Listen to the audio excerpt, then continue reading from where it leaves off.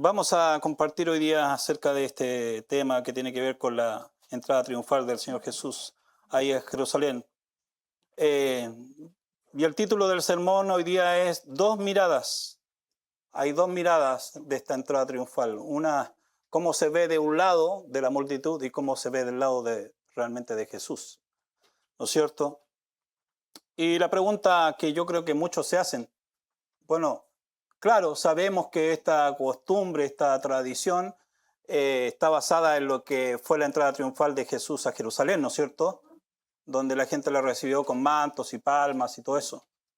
Pero cuando empezó en la iglesia a, digamos, a practicarse, por decirlo de alguna manera, esta tradición. Y bueno, no hay exactamente una información puntual de cuándo comenzó esto, no lo hay, pero sí hay un registro de más o menos el año 381, entre el año 381 y 384, ¿ya? Después de Cristo. O sea, estamos hablando de 380 años después que, o 350 años después que el Señor Jesús murió, que esto ocurrió. Estamos hablando más o menos en ese tiempo de un registro de una mujer que se llamaba y es conocida como Egeria. Egeria era el nombre de esta mujer y esta mujer se dio a ir a conocer, a dar un tour por Jerusalén. Y en ese año más o menos, en el 381, en 384, ya ella pudo ver, ¿no es cierto?, que se practicaba esta costumbre de que la gente ahí en Jerusalén hacía estas procesiones. Jóvenes, niños, mujeres iban, como se llama, celebrando, como que reavivando, ¿no es cierto?, esto que se dio en su momento con el Señor Jesús. Y van ahí haciendo la procesión por Jerusalén, entrando con palmas y todo eso. Ahora hay que recordar que esto se hacía porque más o menos en el siglo III ya el cristianismo había sido primero, como se llama, legalizado y después fue oficializado. Entonces ya había libertad para hacer esto. Recuerden que en un momento no había libertad para los creyentes.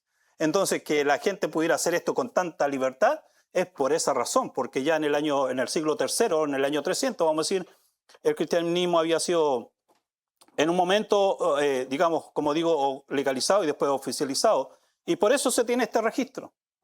Es el registro más antiguo de esta costumbre de celebrar la entrada triunfal de Jesús. Pero ¿cuándo comenzó exactamente? No lo sabemos. No tenemos un registro de eso. Pero sabemos que viene de allá de este pasaje. Así que vamos a orar al Señor. Padre Celestial, bendito Dios, ruego, Señor, que tú en este momento tomes control de nuestras emociones, de nuestros pensamientos, Señor, para poder atender a lo que tú quieres, Señor. Enseñarnos hoy a través de este evento, Señor, que de parte del Señor Jesús era un evento, Señor, muy, muy importante. Y era un paso más, Señor, hacia la cruz, hacia cumplir el gran plan y el gran propósito eterno, Señor, de traer redención. Señor, ayúdanos, Señor, para que podamos sacar lecciones para nuestra vida personal. Te lo pedimos en Cristo Jesús. Amén. Amén. Bueno, lo primero es, ya recuerdan la historia, ¿no es cierto? Ahí está Jesús con sus discípulos, está llegando a Jerusalén. Están cerquita de Jerusalén y le dice a unos discípulos, vayan allá a la ciudad. Y le dice, vayan, van a encontrar, ¿cómo se llama?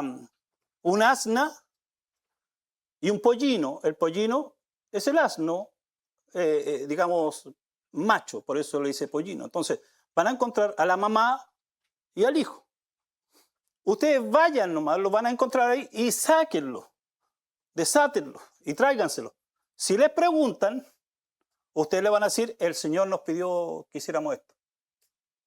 Y fueron a la ciudad, encontraron exactamente el pollino, el asno y la mamá asna, Y los desataron y justo le preguntaron, ¿y ustedes por qué están sacando esos animales?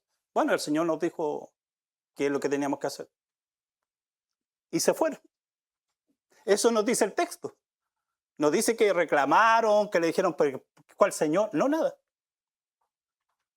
Entonces, se lo llevaron, llegaron ahí donde el Señor Jesús, le pusieron una manta ahí en el asno, en el pollino, se sentó el Señor Jesús y entraron a Jerusalén. Y ahí la gente empezó a recibirlo con mantos, poniéndolo en el suelo y también cortando ramas de palmas, dice en uno de los evangelios, y los ponían en el suelo y ahí iban entrando y empezaban a gritar, Hosana, bendito el que viene en el nombre del Señor, el Hijo de David, el Rey. Y así la gente iba gritando. Y ahí Jesús iba avanzando. Y obviamente estaban los fariseos ahí y se molestaron. Porque dijeron, ¿qué pasa que la gente lo está siguiendo? Y les dijeron incluso a Jesús, Jesús, dile a tu gente que se calle. Y Jesús dijo, no, si ellos se callaran, las piedras gritarían. Así que no. Esa es más o menos la historia. ¿No es cierto? Ahora, lo primero, ¿cómo se veía del lado de la multitud? Veamos pues, ahí Lucas 19:38. Lucas 19:38 dice, bendito el Rey que viene en el nombre del Señor, paz en el cielo y gloria en las alturas. Ahí Lucas registra esa frase, ¿no? Bendito el Rey, es lo que la gente estaba gritando, bendito el Rey que viene en el nombre del Señor. En Marcos 11:10, también, esto está registrado en los 4 evangelios, Marcos 11:10 dice, bendito el reino de nuestro Padre David que viene, Hosana en las alturas. Entonces Lucas dice, bendito el Rey, y Marcos dice, bendito el reino. El Rey que viene con un reino que viene. Entonces, vamos, captando el punto. Dice, y Juan 12:13 dice, tomaron ramas de palmera y salieron a recibirle y clamaban, Hosana, bendito el que viene en el nombre del Señor, el Rey de Israel. Entonces, en estos 3 evangelios queda registrado que claramente la persona estaba recibiendo a Jesús como un rey, como un rey. Ahora, miren lo que dice Marcos 11:7-8. Marcos 11:7-8 dice, y trajeron el pollino a Jesús y echaron sobre él sus mantos y se sentó sobre él. También muchos tendían sus mantos por el camino. Y otros cortaban ramas de árboles y las tendían por el camino. O sea, estas ramitas que tenemos nosotros, la gente las agarraba y las tiraba en el camino. Pero también no ponían solamente ramas. Dice que los mantos, ponían mantos en el camino. Cuando él venía en el asno, ¿no es cierto? Entonces, interesante, porque ¿qué es lo que está representando ese acto de tirar mantos y ramas? ¿Qué es lo que está simbolizando? ¿Qué es lo que están comunicando al hacer eso? Y miren, hay un pasaje en Segunda de Reyes 9:13 que dice de la siguiente manera. Segunda de Reyes 9:13 dice, entonces cada uno tomó apresuradamente su manto y lo puso debajo de Jehú en un trono alto y tocaron corneta y dijeron, Jehú es rey. ¿Qué es lo que nos está, transmitiendo esta acción? Que aquí en el Antiguo Testamento, en el caso de Jehú, ¿no es cierto?, para definir que él iba a ser rey, ellos hacen un acto, primero antes de decir Jehú es rey, ¿qué hacen? Le tiran manto ahí, para que él pase por ahí. Y eso lo que está comunicando, ¿qué es? Que le están reconociendo como rey. Entonces, esto, los mantos en el suelo, lo que representaba, por decirlo de alguna manera, lo que simbolizaba era mostrar un respeto profundo y sumisión, obviamente, hacia una persona que reconocían como rey. Respeto y sumisión. Por eso estamos haciendo eso. Esa acción, ¿no es cierto?, que simboliza eso. Reconocerle como una persona que merece respeto profundo y sumisión. Entonces, esto es como hoy día, ¿qué es lo que se hace cuando viene una persona importante, una eminencia, a visitar otro país? ¿Qué es lo que se hace cuando baja del avión? Le ponen la alfombra roja. ¿Qué simboliza la alfombra roja? En ese contexto, es respeto, es un reconocimiento que la persona tiene una posición importante. Eso es lo que simbolizaba tirar los mantos y las ramas, reconocerle como rey. ¿No es cierto? Un profundo respeto y sumisión, en este caso, a Jesús. En el caso de las palmas también, aparte de eso, simbolizaba ¿qué cosa? La victoria, celebración y alegría. Entonces, claramente vemos aquí en estos textos, en estos pasajes, lo que estamos diciendo, es lo que representaba tirar los mantos y las ramas, que le reconocían como un rey. Pero la pregunta es,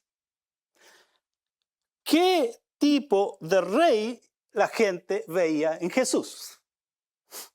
Porque el punto no es solamente era reconocerle como rey, sino la pregunta que le surge a uno al ver toda la historia, todo el contexto, lo que ocurre después, lo que ocurría antes, en todo el ministerio de Jesús, uno se pregunta, bueno, la gente lo veía como rey, pero ¿qué tipo de rey ellos veían en Jesús?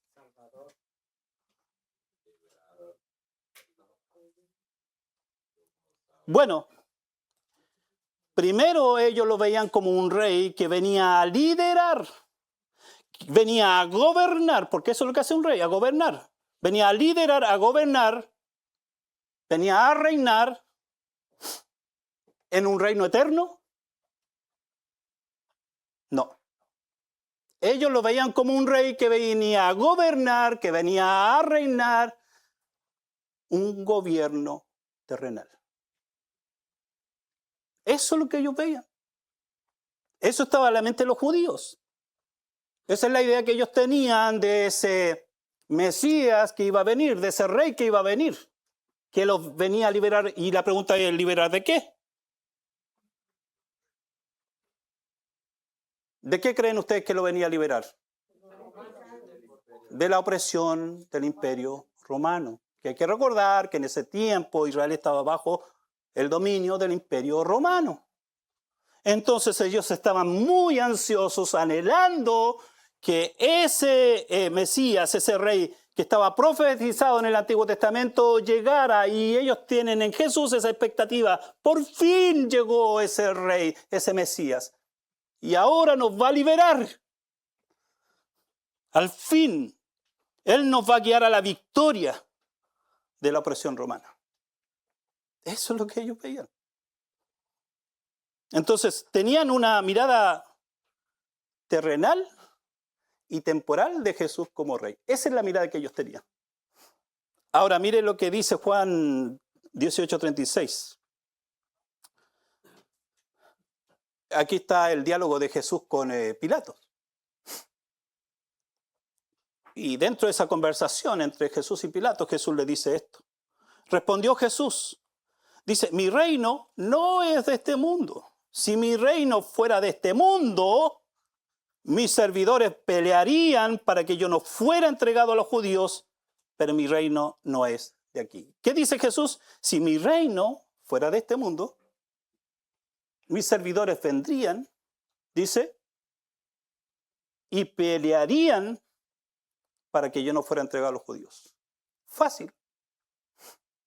No sé si escucharon el comentario del presidente de Israel en estos días. Entiendo su comentario. Es el comentario de un judío más, tal como los judíos de este tiempo, tal como la misma mentalidad de esta gente. Porque decía que, ¿cómo se llama? Jesús no superaba a Gengis Khan. Algo así. ¿Por qué? Porque él decía que en el caso de Jesús Él no tenía las condiciones, no tenía el poder para venir y luchar contra el enemigo. En cambio, Gengis Khan sí tuvo el ejército y todo eso y así enfrentó al enemigo. Jesús no enfrentó al enemigo de esa manera.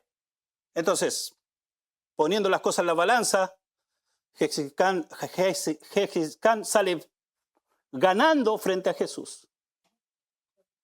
¿Pero por qué él dice eso?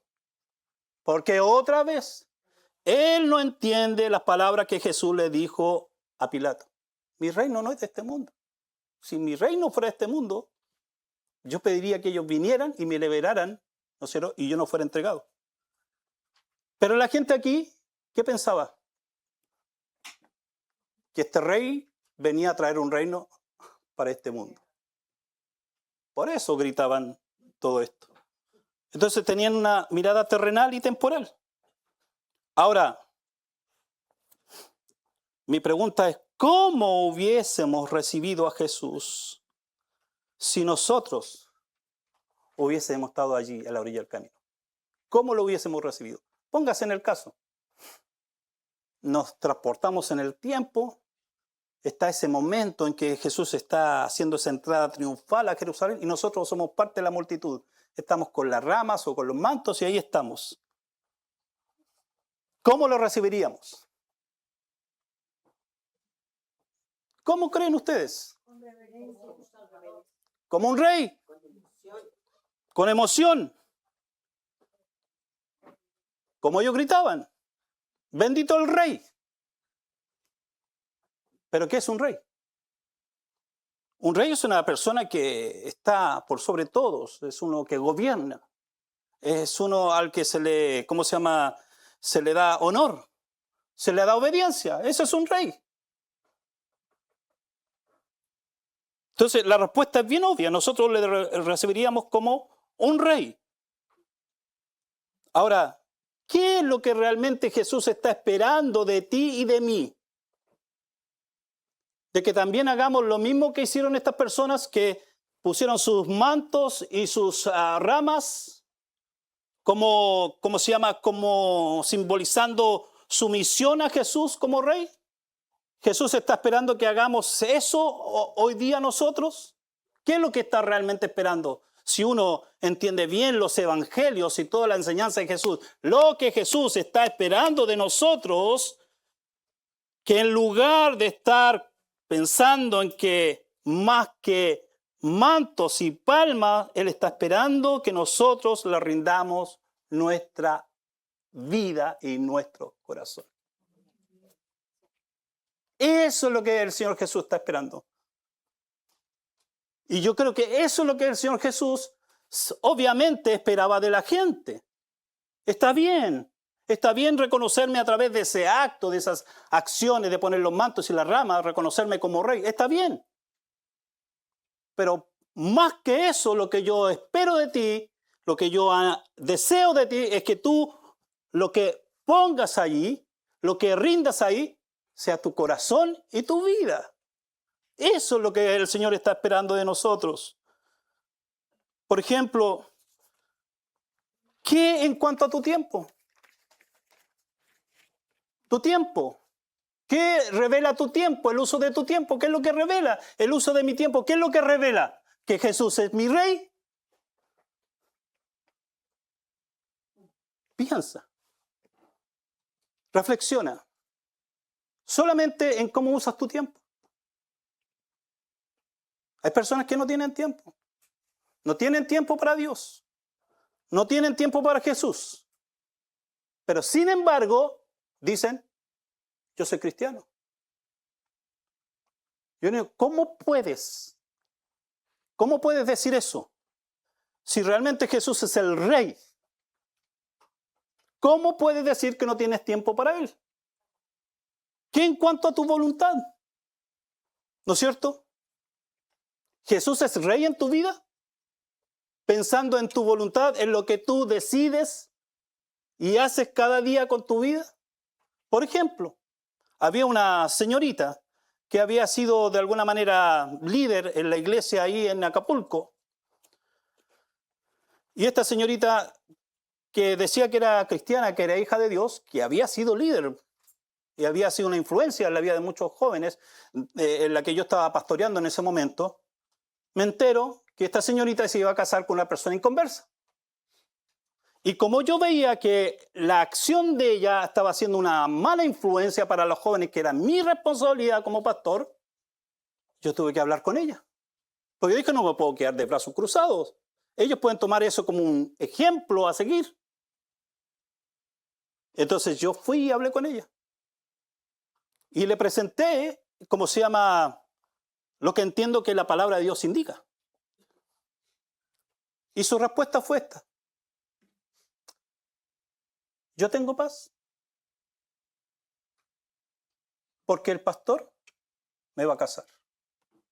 Yo era el pastor de jóvenes. El pastor titular de la iglesia lo iba a casar. Y mi respuesta fue, dice, porque el pastor me va a dar la bendición.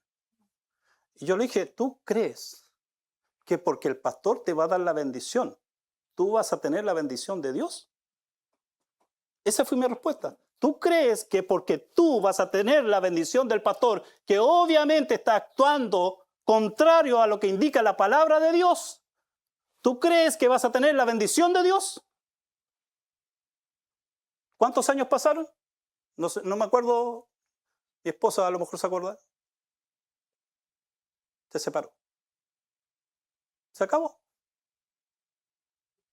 Entonces, ¿Jesús es el rey? ¿Jesús es mi rey? ¿En qué en cuanto a tus finanzas? Nuestras finanzas. ¿No es cierto? Alguien dijo algo por ahí que nosotros estamos dispuestos a darlo todo. Pero esta parte es la que más cuesta. Y es verdad. Pero Jesús es mi rey. Y hermano, hago la aclaración. Yo no estoy teniendo un enfoque de estos que hacen del evangelio un comercio, que usan a la gente para enriquecerse, que claramente ni siquiera han conocido nunca al Señor Jesucristo como su Salvador. Son ciegos guías de ciegos. Gente que un día va a tener que dar cuenta.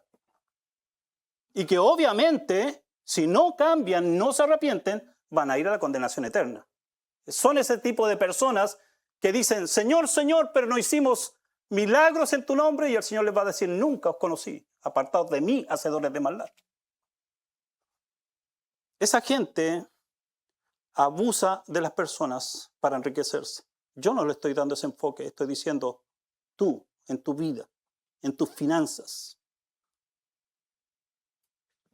¿Jesús es tu rey? ¿Jesús es mi rey? ¿Qué en cuanto a tu familia?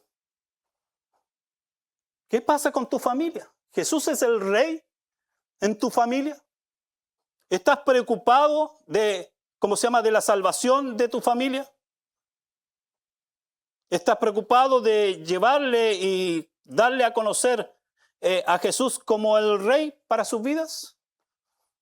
¿Qué en cuanto a tus proyectos y metas? ¿Qué proyectos tienes hacia adelante? ¿Qué metas tienes hacia adelante? Ahí, en esas metas y proyectos, ¿Jesús es el rey?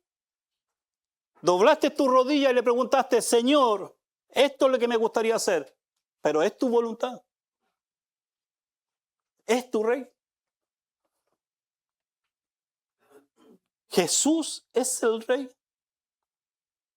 Mire lo que dice Mateo 6:24.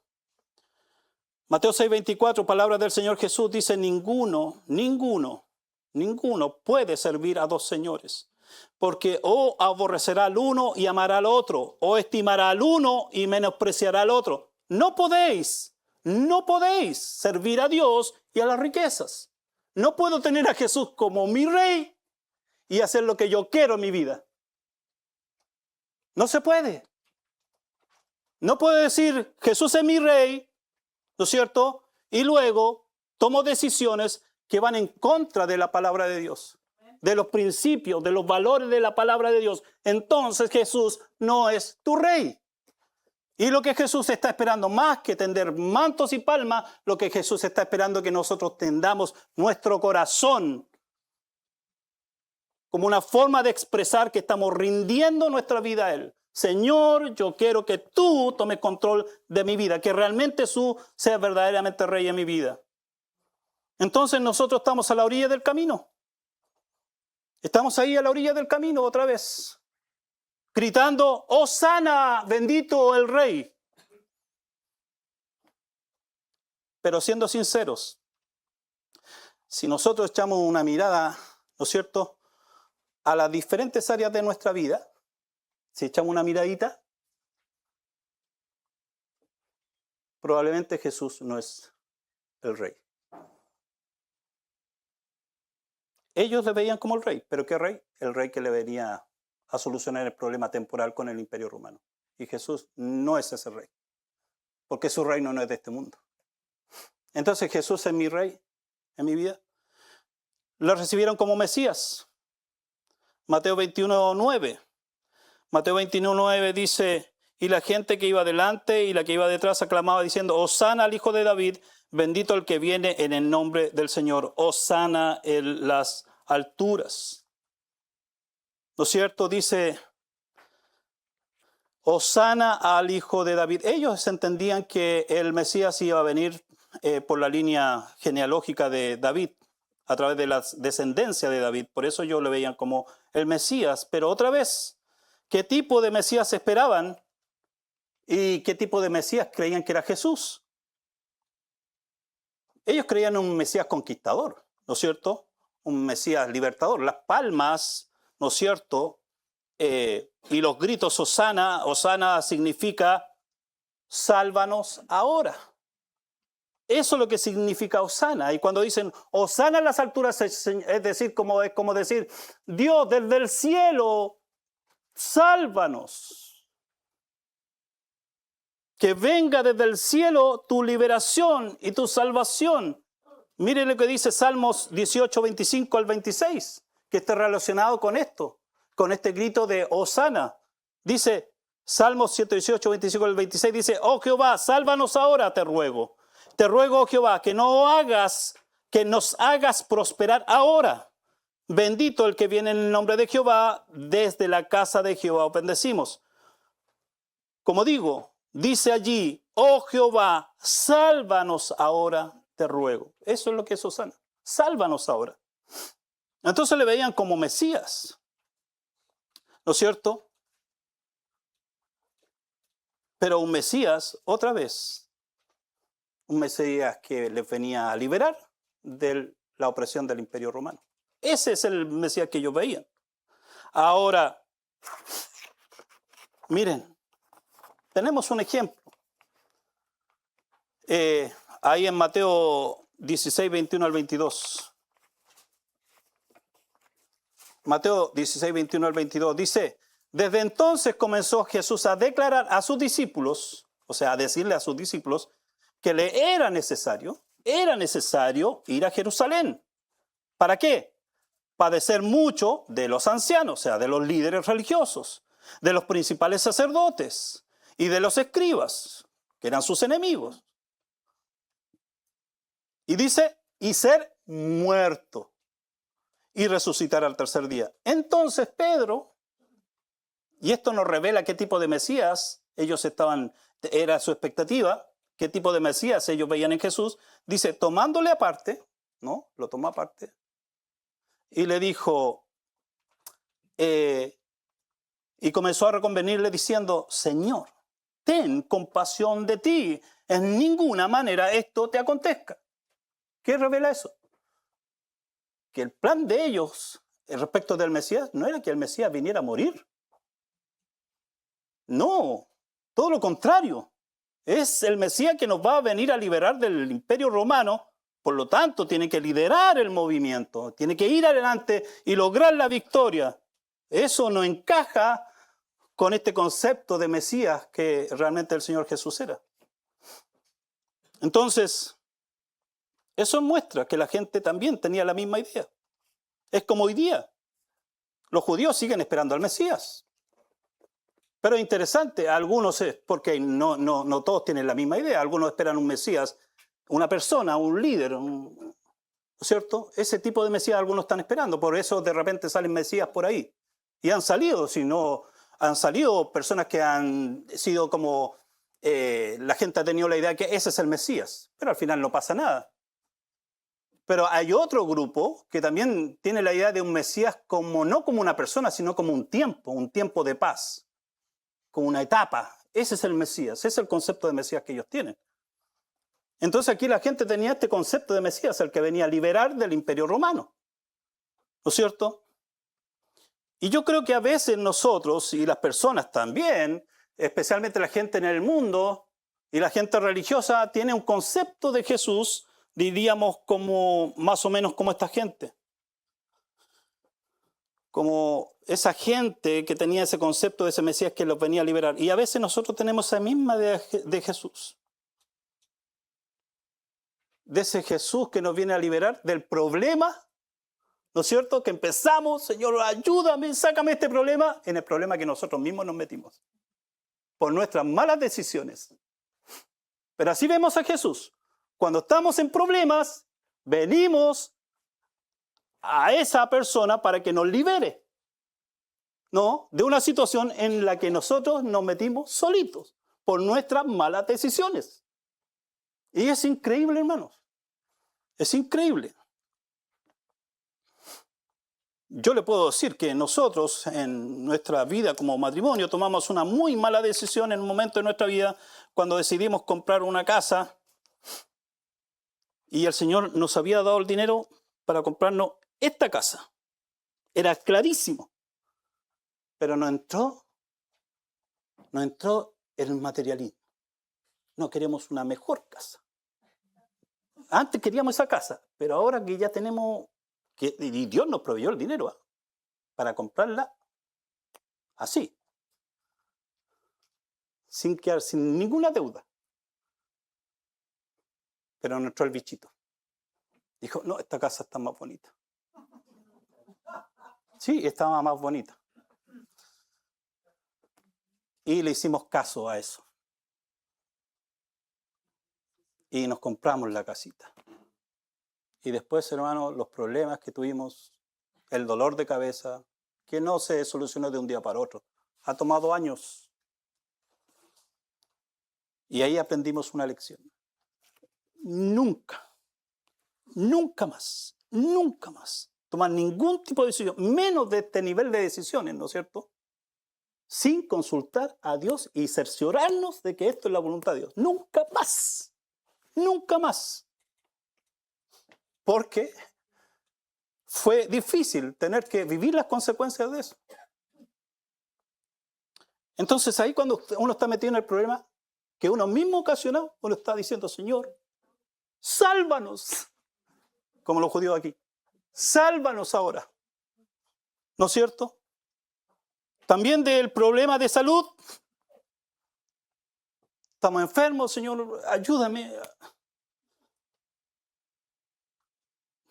Voy a decir algo, tengo que decirlo. Ese hermano, todos los días, su botella de 2 litros de Coca-Cola, todos los días. Y obviamente después las reuniones de oración, hermano, oren por mi salud. Señor, sálvanos de un problema de salud en el que mismo yo me meto. Y esto no se habla mucho, porque ni al pastor ni a los hermanos le conviene. Porque no somos responsables en esto. Entonces, a veces vemos a Jesús así. Sálvanos del problema que me metí. Sálvanos de mi problema de salud. Sálvame del problema económico en el que me metí. Me endeudé y ahora, Señor, súpleme. Señor, bendíceme para solucionar un problema económico en que yo me metí. Entonces a veces vemos a Jesús así. ¿No es cierto? Oh, sana. Oh, sálvanos. Ahora, ¿cómo se veía desde el lado de Jesús? Mire, Jesús viene como rey. Aquí viene pero como un rey humilde. Un rey que viene en paz. Es totalmente contrario al rey que viene en caballo. Porque el rey que viene en caballo, ¿qué simboliza eso? Viene en son de guerra y de poder. Jesús no venía en un asno. representando eso que él venía como un rey de humildad y un rey de paz. Eso representaba, ¿no? Ese tipo de rey representaba. A eso venía Jesús. Y Jesús hoy día también viene con humildad y en paz. El Señor Jesús sigue viniendo a este mundo con humildad y paz. Se sigue presentando como ese Salvador, con la gracia, con la misericordia. Sigue presentándose a este mundo de la misma manera. Mire lo que dice Mateo 21:6. 21:6 dice, cuando se acercaron a Jerusalén y vieron a Betfagé, al monte de los olivos, Jesús envió discípulos diciendo, id a la aldea que está enfrente de vosotros y luego hallaréis una asna atada y un pollino con ella. Desatadla y traédmelos. Todo esto aconteció para que se cumpliese lo dicho por el profeta cuando dijo, decida la hija de Sión, he aquí, tu rey viene a ti, manso y sentado sobre un asna, sobre un pollino, hijo de animal de carga. Y los discípulos fueron e hicieron como Jesús le mandó. Zacarías 9:9, porque este es el cumplimiento de la profecía de Zacarías 9:9, pero note el detalle. Dice, alégrate mucho, dice Zacarías 9:9, alégrate mucho, hija de Sión, da voces de júbilo, hija de Jerusalén. He aquí, tu rey vendrá a ti, justo y salvador, y dice, humilde, y cabalgando sobre un asno, sobre un pollino, hijo de asna. El pollino, el asno, y la mamá, el asna, dice Zacarías. Menciona estos dos elementos. Entonces, él viene así. A mí me llama la atención, hermanos queridos, me llama la atención que Mateo, los otros evangelios no solamente mencionan el asno, pero Mateo menciona el asna y el pollino, los dos, tal como dice Zacarías. ¿Qué me dice eso? Que el cumplimiento de la profecía en Jesús como el Mesías es preciso, no se le escapa ningún detalle. Ahí viene, como dijo Zacarías, el pollino, el asno, que es hijo del asna, tal como dijo Zacarías. No hay duda. Pero, entonces, ambos textos nos dicen que Jesús viene con humildad y en paz. Dice 2 Corintios 6:2. Porque dice, en tiempo aceptable te he oído, y en día de salvación te he socorrido. Y dice Pablo, citando aquí una escritura del Antiguo Testamento, he aquí ahora el tiempo aceptable, he aquí ahora el día de salvación. Así como Jesús vino en paz, humildemente, Jesús sigue viniendo, presentándose a este mundo con esa disposición. Con humildad, con paz, con misericordia, diciendo, hoy es el día de salvación. Hoy es el día de salvación.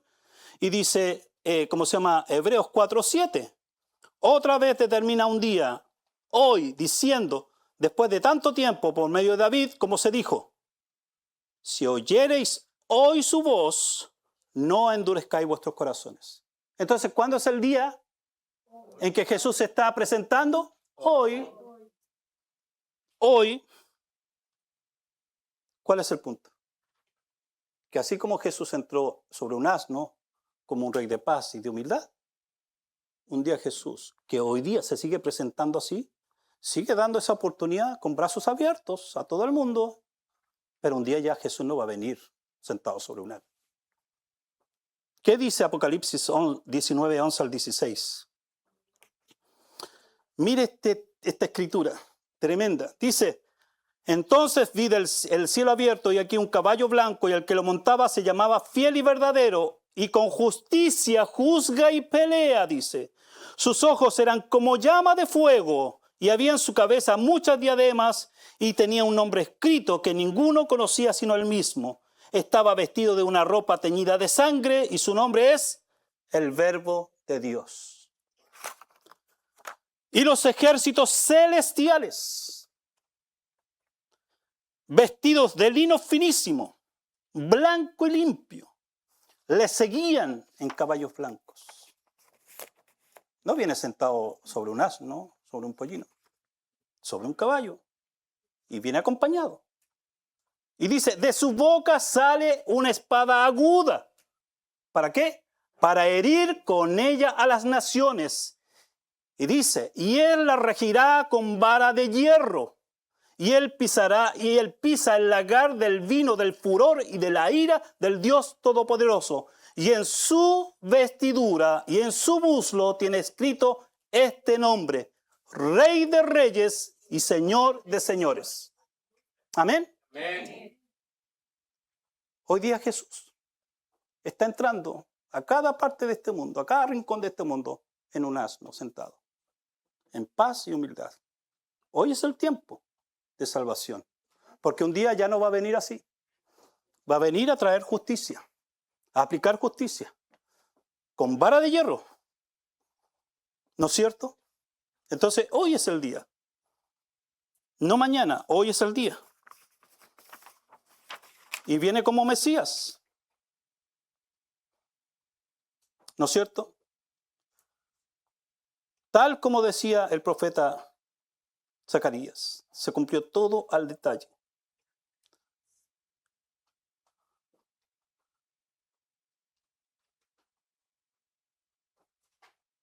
Y en realidad lo que viene es Jesús a traer, como dice Hechos 26, 18, para que abra, dice, sus ojos, para que se conviertan de las tinieblas a la luz y de la potestad de Satanás a Dios, para que reciban por la fe que es en mí perdón de pecados y herencia entre los santificados. Ese es el Mesías, el que nos viene a librar de el reino del mal, el que nos viene a rescatar, ¿no es cierto?, como dice ahí, de la potestad de Satanás y llevarnos a Dios. Ese es el Mesías. Ese es como se ve a Jesús de este lado, esa entrada triunfal. Ese Mesías que nos viene a traer libertad del pecado. Así que necesitamos a este Mesías, ¿sabe para qué? Para que nos libere, no de un imperio romano, ¿sabe? Porque aquí se dijo, se comentó. Una de las cosas que necesitamos ese Mesías que nos libere ¿de qué? De nuestro yo, de nuestro ego. Que tanto problema nos causa. A nosotros mismos. Se convierte en nuestro propio enemigo, ese yo, ese ego, ese orgullo. Que nos traiga libertad del apego al sistema de este mundo. ¿No es cierto? ¿No es cierto que de repente estamos ahí como, con una mano acá, tratando de agarrarnos del Señor, pero con la otra mano a las cosas de este mundo? Y ahí tratamos de llevarla más o menos bien para que no perdamos eso. Del materialismo. Todo, y sabemos muy bien, hermanos, todo aquí es determinado por el dinero. El carro, la casa, los entretenimientos. Cuando nuestra vida gira en torno a todo eso, necesitamos al Mesías que nos libere de eso. Sí que lo necesitamos, hermano. Y ahí tenemos que decir, oh, sálvanos. Sálvanos de todas estas cosas, Señor, que no nos permiten tenerte a ti como el verdadero Rey que eres en nuestra vida. Padre, gracias te damos. Porque, Señor, nosotros tenemos la tremenda oportunidad de entender que esa entrada triunfal del Señor Jesús a Jerusalén para nosotros tiene un significado, Señor, fiel al propósito por el cual Él entró a esa ciudad. La gente de ese tiempo, esa multitud, no tenía el entendimiento que tenemos nosotros hoy.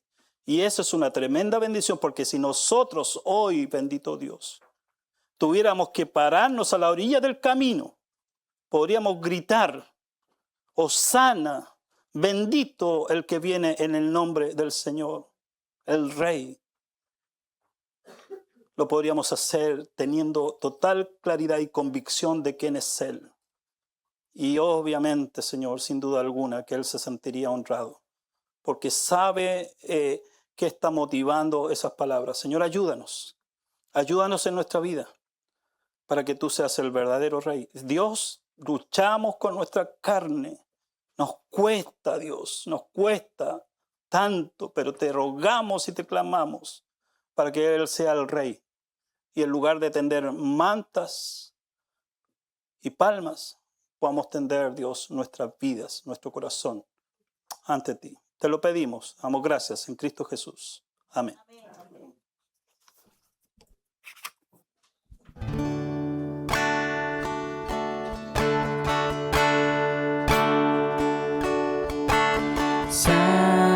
Salvador, a ti me rindo, yo obedezco solo a ti, mi guiador, mi fortaleza, todo encuentra mi alma en ti. Yo me rindo a ti, yo me rindo a ti,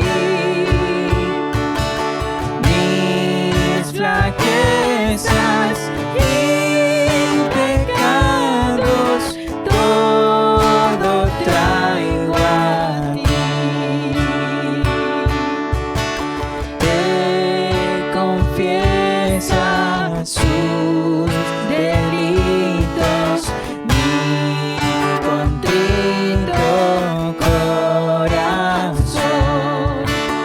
Oye, oh Cristo, mi plegaria, quiero en ti tener perdón.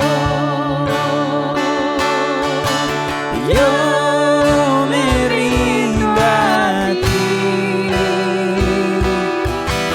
yo me rindo a ti,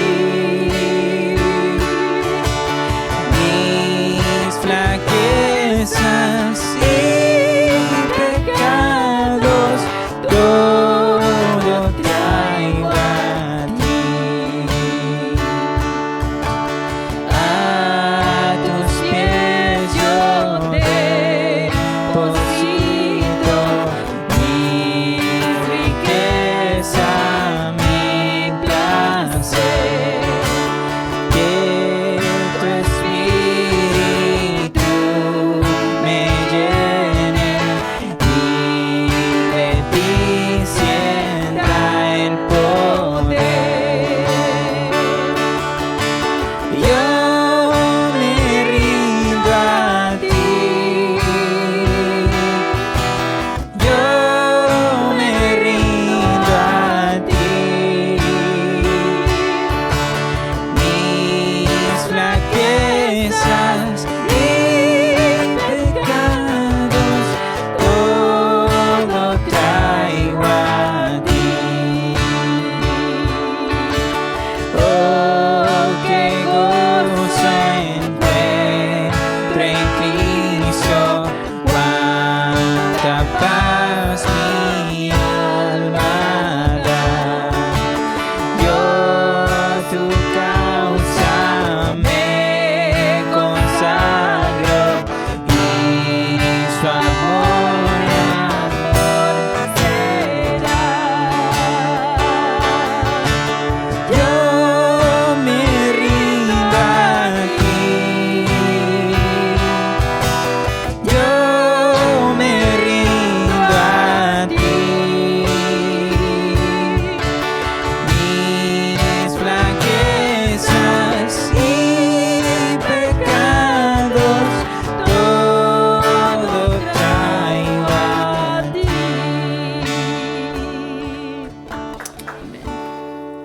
Qué lindo es saber que es lo que Dios quiere que traigamos. No nuestras victorias, nuestra perfección, no. Mis flaquezas y aún mis pecados, porque sigo fallando. Y con esa confianza, como dice el apóstol Pablo, dice, por nada estéis afanosos, si no sean conocidas vuestras peticiones delante de Dios en toda oración y ruego con acción de gracias. ¿Y qué dice la palabra de Dios? Y la paz de Dios, que sobrepasa todo entendimiento, guardará vuestros corazones y vuestros pensamientos en Cristo Jesús. Señor, te damos gracias por este tiempo, las alabanzas, por tu palabra, por todo, Señor, lo que nos has permitido tener en medio de tu pueblo, de tu congregación. Lleva a cada una de las personas que ha venido esta mañana. Señor, llévala con tu bendición. Llévala, Padre Celestial, recordándole en la semana, Señor, que tú tienes un plan, que tú tienes propósitos que siempre van a ser los mejores. Que hay una persona que quiere impedir que eso ocurra, que es Satanás. Y Satanás va a buscar diferentes formas, Señor, de engañarnos, de amedrentarnos, de intimidarnos, Señor, o de mentirnos para hacernos creer, Señor, que tú no estás preocupado de nosotros, Señor. Dale la victoria, Señor, y toma cada carga para que tú, Señor, permitas que en lugar de ansiedad, Señor, lo que haya en nuestro corazón haya paz. Te lo pedimos en el nombre de Jesús, nuestro bendito y victorioso Salvador. Amén. Amén.